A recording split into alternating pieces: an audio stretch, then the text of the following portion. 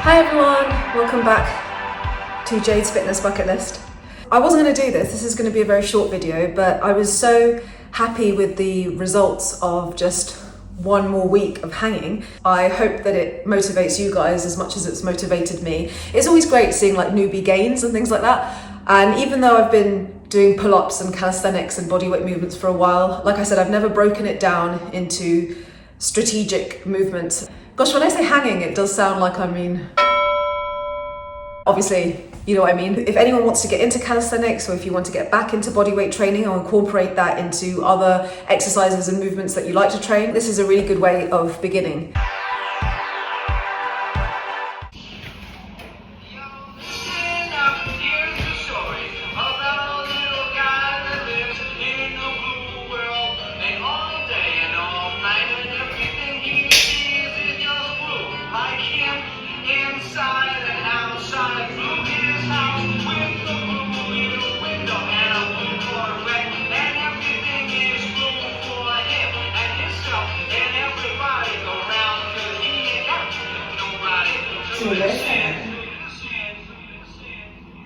I'm blue, die.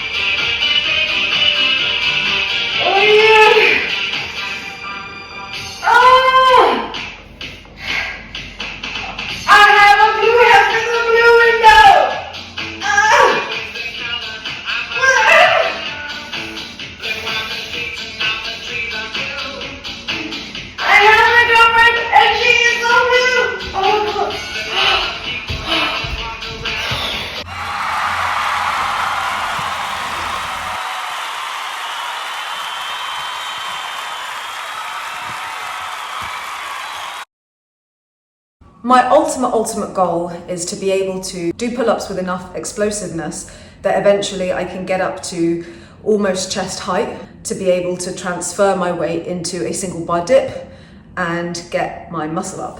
But that's in a far distant future one day. So I've broken down my goal, and this year I want to really feel comfortable doing my pull-ups. They used to be my favorite move, and then I broke that even further by focusing on different aspects of the pull-up. So the first being my hanging time. And I discussed this further in the video that I uploaded last week. You can watch that video here. I've also started to mix things up now in week 2. So I'll be at my gym and they have a set of rings there. But rings are great because they involve instability.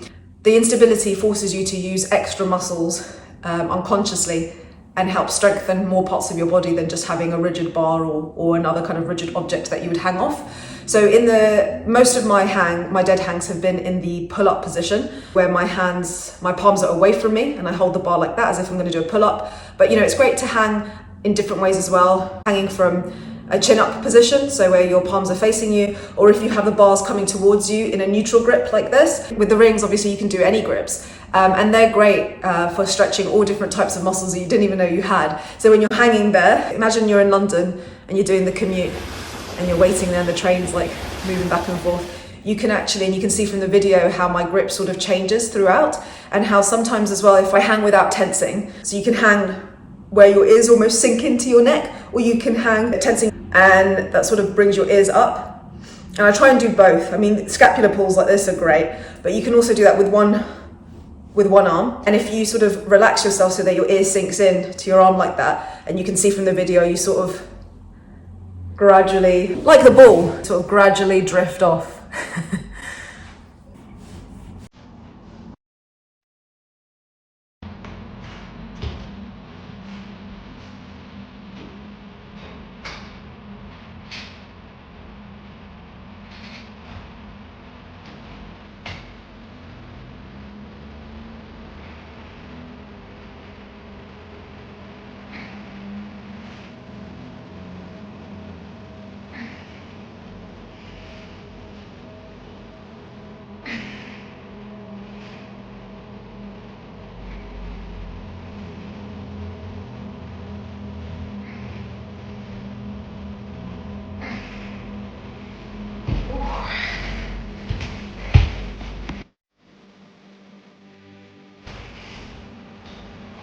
I'm also ambidextrous. I can write with both of my hands. I think the main reason for my massive asymmetries has been my left rotator cuff injury that I had last year, and I had that for about a year. I wasn't putting as big a load on my left arm, and I can clearly see that now when I do any movements incorporating both arms, and that's fine.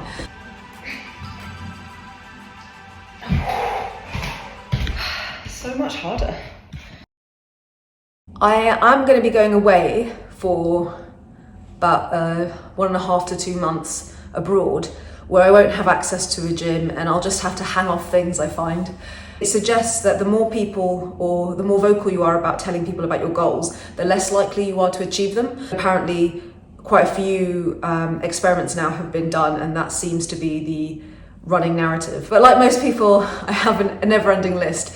And I guess what I'm trying to convey in my video is breaking down that list. So a lot of my goals are exercise and movement based. This could be anything. It could be trying to focus on learning a new skill for work, or practicing some therapeutic techniques for your mental health, whatever it may be. If you're a person like me who gets overwhelmed quite easily, just breaking down everything into the most tiniest pieces, it's something that I'm trying to incorporate into all aspects of life. It's also my birthday next week, which I'll be celebrating abroad.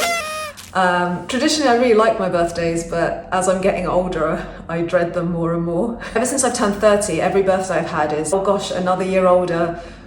What am I going to do this year, and what have I already done? What did I do with my last year? At the moment, I only feel chilled out and relaxed when I'm working out. I often say the calisthenics places with the bars and everything, like my church, it's where I feel free, relaxed, at peace. It's the equivalent of meditation or therapy for me. And I would like to feel that in all aspects of my life, because I'm quite an anxious person. I get overwhelmed very quickly.